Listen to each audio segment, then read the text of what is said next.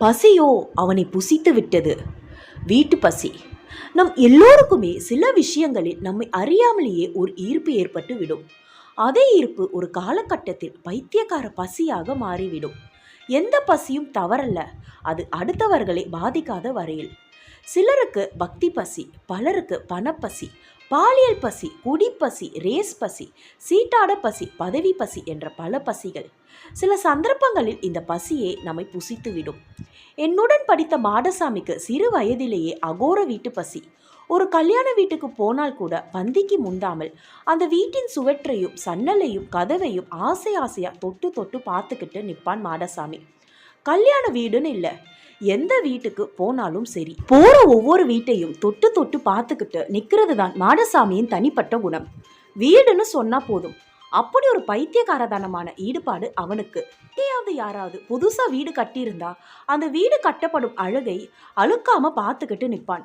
அதே மாதிரி புதுசா யார் வீட்டுக்காவது போயிட்டு வந்தான்னா அன்னைக்கு ராத்திரி பூரா தூங்காம அந்த வீட்டை பத்தியே நினைச்சுக்கிட்டு இருப்பான். மாடசாமியின் வீடு குடிசை வீடு. மழை பெய்தால் ஒழுகும். ஆனால் அவன் தன் வீட்டுக்குள்ளே இருக்கவே மாட்டான். எப்போ பார்த்தாலும் யார் வீட்டிலையாவது போய் விளையாடிக்கிட்டு இருப்பான். ஊர்ல இருக்கிற அழகழகான வீடுகளை எல்லாம் தன்னோட வீடா நினைச்சு கற்பனை பண்ணிக்கிடுவான். 10ஆப்பு படிச்சு முடித்ததும் ஒரு வீடு கட்டுற கொத்தனார்கிட்ட போய் சித்தாலா வேலைக்கு சேர்ந்து விட்டான். அங்கு பறந்து பறந்து வேலை பார்த்தான். அவனோட சொந்த வீட்டை கட்டுற மாதிரி அப்படி ஒரு லயிப்பு, வேகம், ஈடுபாடு. அடுத்த சில வருடங்களில் சித்தாலா இருந்தவன் கொத்தனாரா மேஸ்திரியாக வளர்ந்தான். மாடசாமியின் கையில் நிறைய துட்டும் சேரும் ஆரம்பித்தது. அவனே பிளான் போட்டு அழகாக சொந்தமாக ஒரு வீடு கட்டியிருக்கலாம். ஆனால் அவன் அப்படி செய்யாமல் ஊர்க்காரன் எவனாவது கட்டி குடியிருக்கும் நல்ல வீடா பார்த்து எப்படியாவது அந்த வீட்டை ஒரு அமுக்கு அமைக்கிறோன்னு திட்டம் போட்டு காத்திருந்தான். ரெட்டியார் காலனியில் மாடசாமியை கிறுக்கா ஆக்கின அழகிய வீடு ஒன்று இருந்துச்சு. அந்த பக்கம் போகும்போதெல்லாம் மாடசாமி அந்த வீட்டையே கண்கொத்தி பாம்பு மாதிரி பார்த்து பார்த்து பெருமூச்சு விடுவான். மாடசாமியின் யோகமோ இல்லை அந்த வீட்டு சொந்தக்காரன் சுப்பையாவின் கெட்ட நேரமோ தெரியவில்லை. சுப்பையா அந்த ஊர் பழக்கடை பழனியிடம் தன் தொழிலில் ஏற்பட்டிருக்கும் பணமுடையை சொல்லி அழுதான். யாராவது ஒத்தாசை செய்தால் உதவியாக இருக்கும் என்றான். விஷயம் மாடசாமியின் காதுக்கு வரவும் மாடசாமி உஷாரானான். தான் உதவி செய்வதாகவும், ஆனால் ஒரு பந்தோபஸ்துக்காக சுப்பையா தன் வீட்டு பத்திரத்தின் மீது சப் ரெஜிஸ்டரார் ஆஃபீஸில் அடமான பத்திரம் ஒன்று மட்டும் எழுதி தரணும்னு சொன்னான். சுப்பையா மனசுக்குள்ள பச்சை ஒன்று சொல்லுச்சு. மாடசாமி இப்போ நல்ல ஏறுகாலா இருக்கான். அவன்கிட்ட கடன் வாங்குற நேரம் தனக்கும் அதிர்ஷ்டம் கூறிய பொத்துக்கிட்டு கொட்டிரும் என்று நம்பி அவனோட வீட்டை மாடசாமிக்கு அடமான பத்திரம் எழுதி 15 கொடுத்துட்டு ஒரு பெரிய தொகையை கடனா வாங்கிட்டு போனான். ஆனால் சில மாதங்களில் சுப்பையாவால் வட்டியை திருப்பி தர முடியவில்லை. மாடசாமிக்கோ அதுதானே வேணும். அதனால் வட்டி கணக்கை பார்க்காமல் மாடசாமி அடமான பத்திரத்தை தலையணைக்கு அடியில் வச்சுக்கிட்டு அவன் பாட்டுக்கு உறங்கிட்டு கிடந்தான். ஆனால் வட்டி உறங்குமா? 4 வருஷம் கடனை திருப்பி கொடுக்க முடியாம சுப்பையா தன் வீட்டை தூக்கி மாடசாமியின் கையில் கொடுத்துவிட்டு ராவோட ராவா ஊரை விட்டு ஓடி போய். இப்படித்தான் மாடசாமி அவனோட முதல் வீட்டை வாங்கினான். ஆசைப்பட்ட வீட்டை வாங்கியதில் ரொம்ப குஷியானான். சொந்த வீடுல வாங்கிட்டான், அதுவும் ஊரான் வீடு. மாடசாமிக்கு பொண்ணு கொடுக்க நான் நீனு போட்டி போட்டார்கள். சல்லடை போட்டு அலசி அதில் ஒரு நல்ல பசையான இடமாக தேர்வு செய்து கவிதாவை திருமணம் செய்து கொண்டான். கவிதா மூக்கும் மொழியுமாக மிகவும் லட்சணமாக பார்ப்பதற்கு அமைதியாக இருந்தாள். அடுத்து இன்னொரு வீட்டு மேல ஆசைப்பட்டா என்னன்னு யோசிச்சான். வீடு கட்டுறதுல புத்தி போகல அவனுக்கு. மாடசாமி சுப்பையா வீட்டை வாங்கிட்டாரு, பொன்னையா வீட்டை வாங்கிட்டாரு, ராமையா வீட்டையும் வாங்கிட்டாருன்னு ஊருக்குள்ள எல்லோரும் அவனை பத்தி பேசணும்னு போதை கொண்டான். யோசிச்சான்.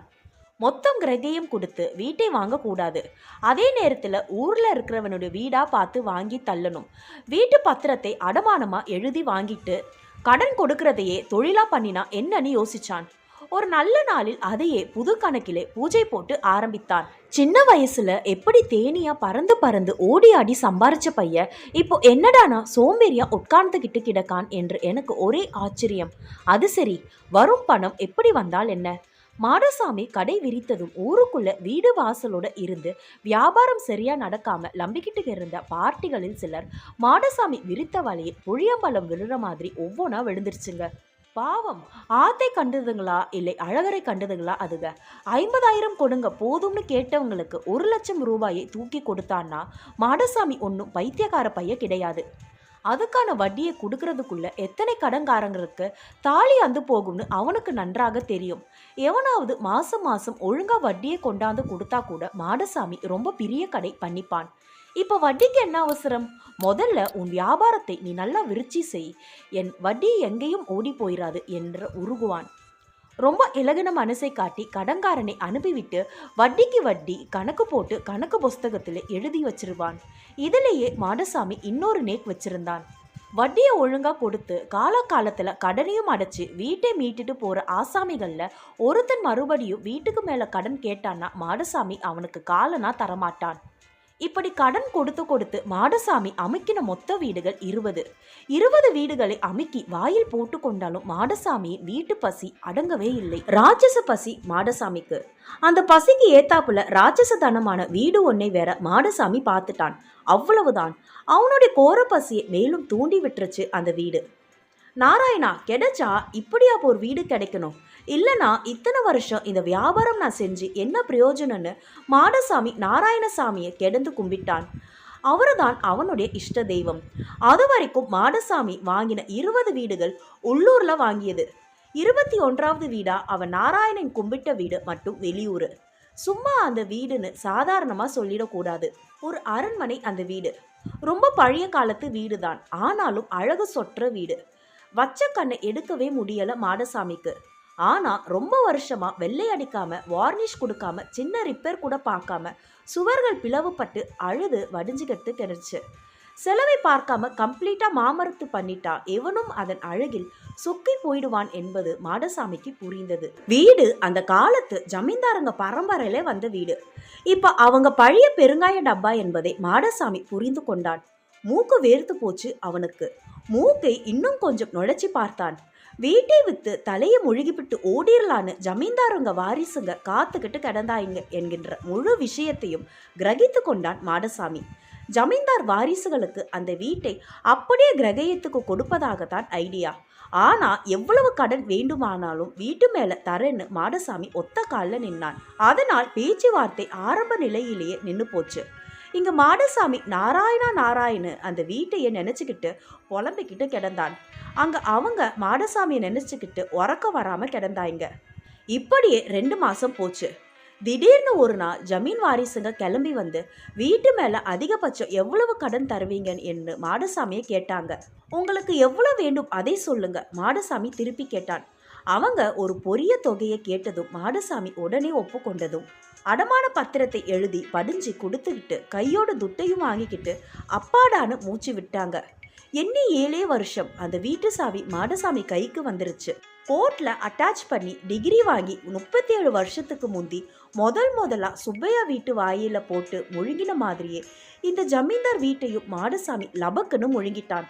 ஜமீன்தார் வீடு கைக்கு வந்த மறுவாரம் தடபுடலா மாடசாமி 2 மேஸ்திரிகளை கூட்டிக்கிட்டு அந்த வீட்டுக்கு போனான். வீட்டை பூரா சுத்தமா மாமரத்து பண்ணிடணும்னு முடிவு செஞ்சு எதை எப்படி பண்ணணும், எவ்வளவு செலவாகும், வேலையை முடிக்க எத்தனை நாள் ஆகும் என்று விலாவாரியா ஆளுக்கு ஆள் பேசிக்கொண்டு நின்று கொண்டிருந்த நேரத்துல தான் மின்னல் மின்ற மாதிரி அந்த சோக சம்பவம் நடந்து போயிருச்சு. மாடசாமி நின்னுகிட்ட இருந்த பக்கத்து பெரிய சுவர் அப்படியே மடன்னு சரிஞ்சு அவன் தலை மேலேயே இடிஞ்சு விழுந்துருச்சு. அந்த இடத்திலேயே மாடசாமி பரிதாபமாக துடித்து செத்து போனான். அவனுடைய பசியே அவனை புசித்து விட்டது. பாவம், கவிதாவை நினைத்தால் தான் எனக்கு மிகுந்த வேதனையாக இருந்தது. இந்த ஸ்டோரி உங்களுக்கு பிடிச்சிருந்துச்சுன்னா லைக் பண்ணுங்க, சப்ஸ்கிரைப் பண்ணுங்க. தேங்க்யூ.